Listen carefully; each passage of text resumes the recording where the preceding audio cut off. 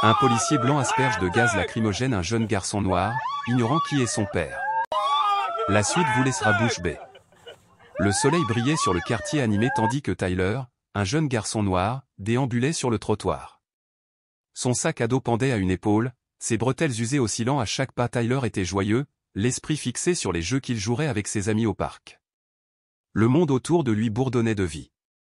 Les rires des enfants emplissaient l'air d'un jardin voisin, les voitures vrombissaient au passage et les voix des piétons se fondaient dans le décor. Tyler n'y prêtait guère attention, absorbé par les joies simples qui l'attendaient. Le parc avait toujours été son refuge, un endroit où il pouvait oublier le monde et être un enfant. Il ajusta légèrement son sac à dos, accélérant le pas en imaginant ses amis l'attendant sur leur banc préféré. Non loin de là où Tyler marchait, un jeune policier se tenait dans une petite supérette et interrogeait le propriétaire au sujet d'un vol mineur signalé. Le propriétaire a affirmé qu'un jeune avait volé des objets et avait pris la fuite avant d'être arrêté.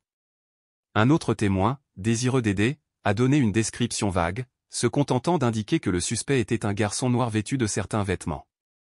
Cette description, incomplète et manquant de détails, a suffi à l'agent pour tirer des conclusions hâtives. Il a fini par supposer que n'importe quel enfant noir à proximité pouvait être coupable. Il a ignoré la nécessité de preuves solides, laissant son jugement influencé par ses préjugés. Juste à ce moment-là, alors que Tyler passait devant le magasin, l'agent jeta un coup d'œil par la vitre et l'aperçut. Tyler, inconscient de l'attention, continuait de regarder droit devant lui. Le regard de l'agent se durcit, fixant le garçon avec une détermination qui n'avait rien à voir avec l'équité. En sortant du magasin, il adopta immédiatement une attitude agressive. Même si les vêtements de Tyler ne correspondaient pas à la description, l'agent conclut qu'il avait trouvé le coupable. Pour lui, le simple fait que Tyler soit un jeune noir à proximité des lieux suffisait. Il attrapa la bombe de gaz lacrymogène à sa ceinture et la serra fermement en s'approchant. Tyler ne remarqua l'agent qu'à quelques pas de lui. Déconcerté par le regard intense de l'homme, Tyler ralentit, incertain de ce qui se passait. Avant qu'il puisse parler, l'agent leva la bombe et l'aspergea directement au visage. La piqûre aiguë frappa immédiatement Tyler, lui brûlant les yeux et le visage. Il poussa un cri de surprise, lâcha son sac à dos et recula en titubant. Il porta les mains à son visage, essayant d'essuyer la douleur, mais elle ne fit qu'empirer. Sa vision se brouilla, les larmes se mêlant aux résidus, l'empêchant de voir. Les pensées de Tyler tourbillonnaient tandis qu'il tentait de comprendre ce qui venait de se passer. Il ne comprenait pas pourquoi l'agent l'avait attaqué ni ce qu'il avait fait pour mériter cela. La peur et la confusion le rongeaient tandis qu'il se tenait le visage, haletant. L'agent ne manifesta aucune inquiétude. Il s'avança et saisit violemment Tyler par le bras. Tyler tressaillit sous la pression, son corps tremblant, tentant de résister. Ses cris furent ignorés tandis que l'agent resserrait son étreinte et l'entraînait vers la voiture de patrouille toute proche. Les jambes de Tyler le portaient à peine, la panique et la douleur lui obscurcissant l'esprit. Il trébucha, les genoux fléchissant, mais l'officier ne ralentit pas. Au lieu de cela, il tira le garçon en avant, froid et insensible. La rue animée s'estompa au second plan tandis que le monde de Tyler se réduisait à la brûlure insupportable de ses yeux et à la poigne brutale de l'officier. Les passants observaient, certains curieux, d'autres inquiets, mais personne n'intervint. L'autorité de l'agent était intimidante, et les supplications de Tyler restèrent lettre morte dans l'indifférence générale. Lorsque la voiture de patrouille apparut, le cœur de Tyler se serra. Il se sentit impuissant, incapable de comprendre comment sa promenade jusqu'au parc avait viré au cauchemar. Il tenta de nouveau de s'expliquer, la voix tremblante, clamant son innocence, mais l'agent le fit taire d'un bref ordre de silence. L'agent ouvrit la portière et poussa Tyler à l'intérieur, d'un geste brusque et impatient. Tyler s'écroula sur le siège, le visage toujours serré, la brûlure persistant. La portière claqua, le bruit résonnant tandis que Tyler tremblait et pleurait. L'agent fit le tour de la voiture et s'installa au volant, le visage impassible. Il jeta un coup d'œil à Tyler dans le rétroviseur, le regard froid et indifférent. Sans un mot, il démarra et se dirigea vers la station, laissant le sac à dos de Tyler sur le trottoir. Tandis que la voiture avançait, Tyler appuya sa tête contre le siège, sanglotant sans tenue. Il ne voyait pas où ils allaient, ni ce qui l'attendait. Il ne ressentait que peur, confusion et isolement. Au commissariat, le jeune policier sortit Tyler de la voiture et le saisit par le bras lorsqu'ils franchirent la porte d'entrée. Le visage de Tyler était rouge et tuméfié, ses yeux clignant rapidement sous l'effet du gaz lacrymogène. Ses larmes se mêlèrent aux résidus, ruisselant sur ses joues, témoignant d'un malaise évident. L'officier ne lui offrit aucun réconfort tandis qu'il traînait le garçon en avant. Son allure était rapide et impitoyable, forçant Tyler à traîner les pieds. Chaque pas devenait plus lourd, la brûlure dans ses yeux l'empêchant de se concentrer. À l'intérieur, l'officier poussa une lourde porte menant à une salle d'interrogatoire sombre. Les murs étaient nus, à l'exception d'une horloge qui tic-tac retentissait au-dessus de l'entrée. Une chaise, unique, trônait au milieu, ses pieds métalliques rayés par des années d'utilisation. L'officier ne prit pas la peine d'aider Tyler à s'asseoir. Il le poussa sur la chaise, ses genoux raclant douloureusement le bord. Tyler agrippa les accoudoirs, respirant par à-coups, la douleur persistant. Avant qu'il ait pu se réhabituer, l'agent revint avec un chiffon humide. Sans prévenir, il saisit le menton de Tyler et commença à lui frotter le visage. Les mouvements étaient brusques et insouciants, sans réel soulagement. Le chiffon froid et humide aurait dû l'aider, mais la brutalité de l'agent ne fit qu'aggraver la douleur de Tyler. Le garçon grimaça lorsque le tissu frotta la peau irritée autour de ses yeux, tentant de se dégager. L'agent resserra sa prise, le forçant à rester immobile tandis qu'il essuyait le jet avec une indifférence mécanique. Lorsqu'il jeta enfin la nappe sur la table, le visage de Tyler était encore rouge et marbré. Sa vision était plus nette, mais ses yeux brûlaient et chaque mouvement le blessait. L'agent ne le laissa pas reprendre ses esprits. Il se lança dans l'interrogatoire, la voix cinglante et accusatrice, tandis qu'il se penchait vers lui. Sa première question tenait moins de l'interrogatoire que de l'accusation, exigeant de savoir pourquoi Tyler avait volé dans le magasin. Tyler se figea, l'esprit en ébullition. Il ouvrit la bouche pour répondre, mais l'agent ne lui en laissa pas le temps. Il continua de parler, le ton devenant de plus en plus hostile, réprimandant le garçon pour des crimes qu'il n'avait pas commis. Chaque mot le frappait comme un coup verbal, empreinte de colère et de préjugés. Il accusait Tyler d'être impliqué dans un problème plus vaste, brandissant des stéréotypes généraux et offensants sur les Noirs et les rendant responsables du déclin du quartier. Ses remarques étaient cruelles, pleines de dédain et de partialité. La vérité lui semblait indifférente. Il semblait savourer l'occasion de déverser sa frustration sur quelqu'un qui ne pouvait pas se défendre. Chaque mot était empreint de mépris, faisant sentir Tyler plus petit, plus faible, piégé. La voix de Tyler tremblait tandis qu'il tentait de parler. En larmes, il affirmait n'avoir rien volé. Il expliqua qu'il se rendait simplement au parc pour retrouver ses amis et qu'il ne savait même pas à quel vol le policier faisait référence. Ses paroles sortaient par bribes, entrecoupées de sanglots, secouant sa frêle silhouette. Mais le policier balaya son explication du revers de la main, la qualifiant de mensonge. D'un geste impatient de la main, il coupa Tyler au milieu de sa phrase. Sa voix se fit plus forte, exigeant des aveux. Se penchant plus près, son ombre plana sur Tyler tandis qu'il lançait de nouvelles accusations. Tyler secoua la tête avec frénésie, les larmes aux yeux, suppliant l'officier de le croire. Il affirmait dire la vérité, mais ses paroles auraient tout aussi bien pu être invisibles. La frustration de l'agent grandissait à chaque dénégation, sa voix s'élevant, résonnant sur les murs comme le tonnerre. L'air dans la petite pièce était lourd et suffocant. Les sanglots de Tyler emplissaient le silence entre les paroles acerbes de l'agent rauque et implacable. Mais l'agent, impassible, continuait d'insister, demandant ce qu'il avait fait des objets volés, d'un ton lourd d'accusation. Les supplications du garçon pour obtenir justice furent ignorées, remplacées par l'insistance brutale de l'agent sur la culpabilité. La situation s'envenima encore. L'agent faisait les 100 pas devant la chaise, les mouvements tendus, la voix pleine d'impatience. Tyler, tremblant, se pencha légèrement en avant, agrippant la chaise comme si c'était le seul point d'ancrage. Les paroles de l'officier devinrent encore plus virulentes, ses commentaires sur les Noirs cruels et dégradants. Il présentait Tyler comme un élément d'un problème collectif, ignorant son individualité et son humanité. L'agression verbale semblait interminable, chaque accusation plus lourde que la précédente. Tyler avait beau jurer son innocence, l'officier refusait de le croire. Il était clair que sa décision était déjà prise. Plus Tyler tentait d'expliquer, plus l'agent devenait agressif, sa colère se transformant en hostilité ouverte. L'air était étouffant, empli d'une tension insupportable. Les cris de Tyler s'amplifiaient, sa voix se brisant sous la tension. Il était épuisé émotionnellement et physiquement, chaque accusation le plongeant davantage dans le désespoir. Mais malgré la peur et la confusion, Tyler ne cédait pas. Il s'accrochait à la vérité, refusant d'avouer un crime qu'il n'avait pas commis.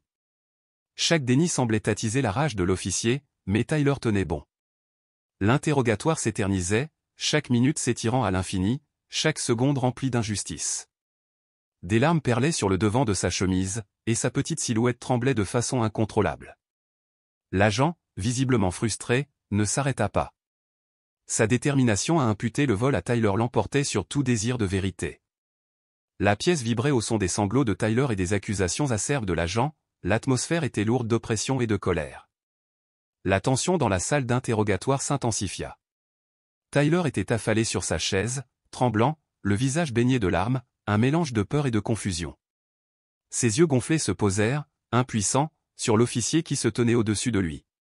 L'officier subalterne continuait de faire les 100 pas, son agitation augmentant à chaque dénégation. Il haussait la voix plus souvent, répétant les mêmes accusations infondées. Au moment où il aboyait une autre question, la porte s'ouvrit en grinçant, rompant la tension. L'officier subalterne se retourna brusquement et se tut lorsqu'un officier supérieur entra dans la pièce. L'atmosphère changea instantanément. L'officier supérieur s'arrêta sur le seuil, son regard se posant sur le garçon. Tyler leva les yeux au bruit, ses yeux remplis de larmes croisant le regard du nouveau venu. L'expression de l'officier supérieur s'adoucit, l'inquiétude se lisant sur son visage. Il remarqua l'état débraillé de Tyler, les rougeurs de son visage, l'humidité de ses larmes, l'affaissement de ses épaules. Quelque chose chez le garçon évoqua une certaine familiarité. Tandis que l'officier l'observait, sa voix était calme et posée, contrastant fortement avec l'hostilité qui avait empli la pièce quelques instants plus tôt. Il parla doucement, demandant des nouvelles de Tyler, d'un ton empreint d'attention.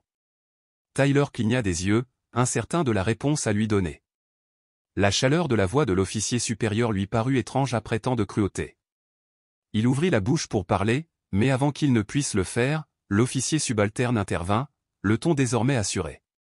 L'officier fit un geste vers Tyler, expliquant avec assurance ce qu'il croyait être arrivé. Il se vanta d'avoir attrapé le garçon, le présentant comme le coupable du vol.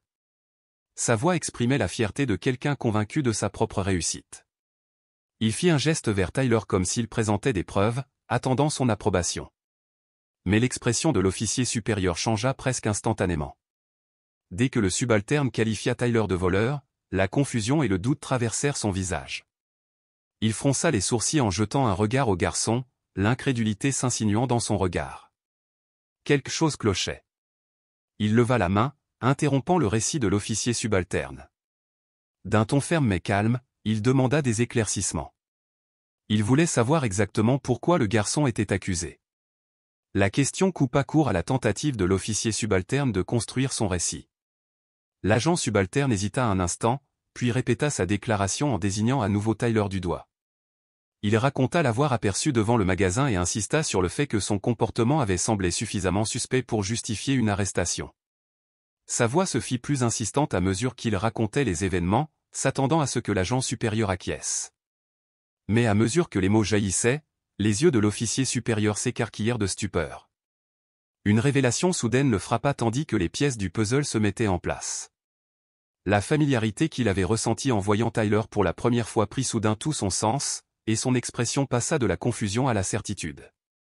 Il secoua fermement la tête, interrompant le jeune officier au milieu de sa phrase. Sa voix ne laissait aucune place à la discussion lorsqu'il le corrigea. Tyler n'était pas un voleur, dit-il. Il n'avait rien à voir avec le vol. Les mots suivants de l'officier supérieur firent l'effet d'un coup de tonnerre dans la petite pièce. Tyler est le fils du chef de la police. La révélation frappa l'officier subalterne comme un mur. Son assurance s'effondra instantanément, remplacée par une panique totale. Son visage se vida de ses couleurs tandis que la réalité de son erreur s'imposait. Il ouvrit la bouche, mais aucun mot ne sortit. Il bégayait faiblement, son arrogance passée ayant laissé place à la peur. La pièce, autrefois remplie d'accusations et des protestations sanglotantes de Tyler, tomba dans un silence pesant. Le jeune officier jeta un coup d'œil à Tyler, son regard dénué d'autorité et substitué au désespoir. Le garçon, toujours tremblant, leva les yeux vers les deux hommes, son visage baigné de larmes trahissant la confusion et l'épuisement. L'esprit du jeune officier s'emballait, repensant aux événements de l'heure précédente, le gaz lacrymogène, les mauvais traitements, les accusations incessantes et son mépris total pour les dénégations du garçon. Chaque souvenir le remplissait d'effroi, tandis que l'ampleur de son erreur devenait évidente. Il avait non seulement abusé d'un enfant innocent, mais aussi du fils de l'homme le plus puissant du commissariat. Le désespoir le rongeait tandis qu'il cherchait un moyen de sauver la situation.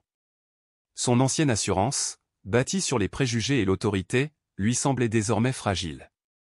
Il regarda nerveusement l'officier supérieur, espérant une lueur d'indulgence, mais la fermeté de sa mâchoire ne laissait aucun doute sur son absence.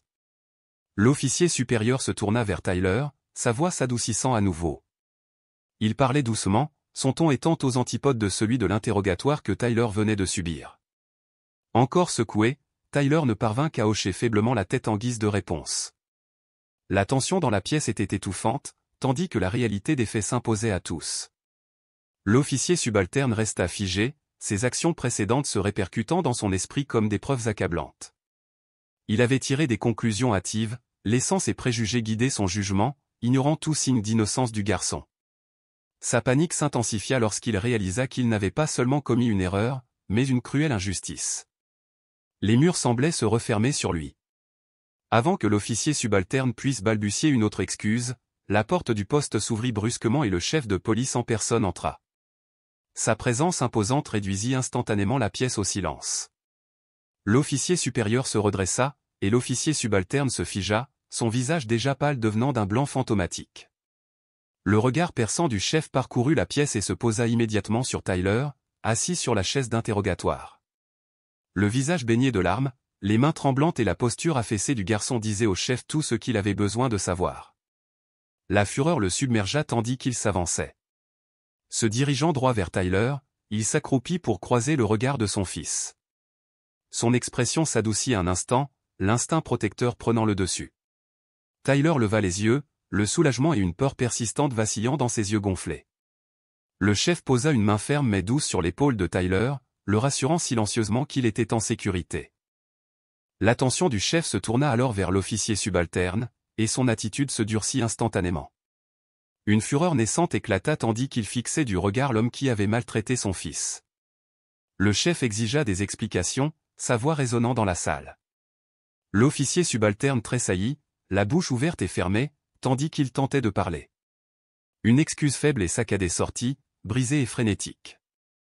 Il insista sur le fait que c'était une erreur, qu'il n'avait pas compris qui était Tyler, qu'il n'avait eu aucune intention de nuire. Mais plus il parlait, plus le visage du chef s'assombrissait. L'interrompant sèchement, le chef lui a clairement fait comprendre que l'identité de Tyler n'était pas en cause. Le véritable problème, a-t-il déclaré, résidait dans des préjugés raciaux flagrants et dans les abus effroyables infligés à un enfant. Le chef accusa l'officier d'ignorer toutes les preuves, présumant sa culpabilité uniquement sur la base de la couleur de peau. Ces paroles furent un véritable coup de poing, ne laissant aucune place à la discussion. La tension dans la salle s'accentua à chaque accusation. Les supplications du jeune officier devinrent frénétiques, sa voix tremblante. Il prétendit qu'il s'agissait d'un malentendu, mais ses excuses tombèrent à plat. Tyler resta muet, les yeux grands ouverts oscillant entre son père et l'agent. La poitrine du garçon se soulevait, partagée entre peur et appréhension face à la défense acharnée de son père. Alors que la tension montait, le ton de l'officier subalterne passa de la défense à la supplique. Il se tourna même vers Tyler, le priant de ne rien révéler à son père. Mais il était bien trop tard.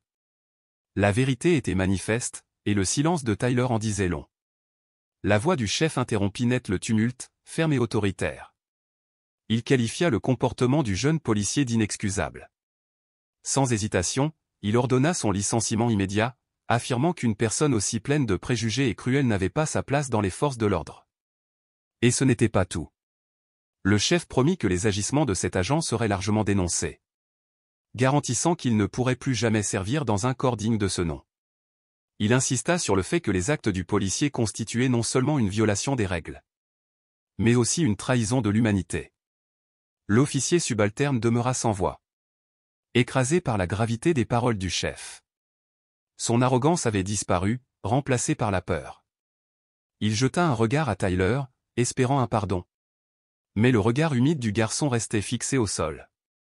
Le chef fit un geste vers la porte, lui indiquant de partir. Quelques instants plus tard, un autre agent arriva pour escorter l'homme hors du commissariat. La tête basse, il s'éloigna, traînant les pieds. Chaque pas résonnant comme un rappel de sa chute.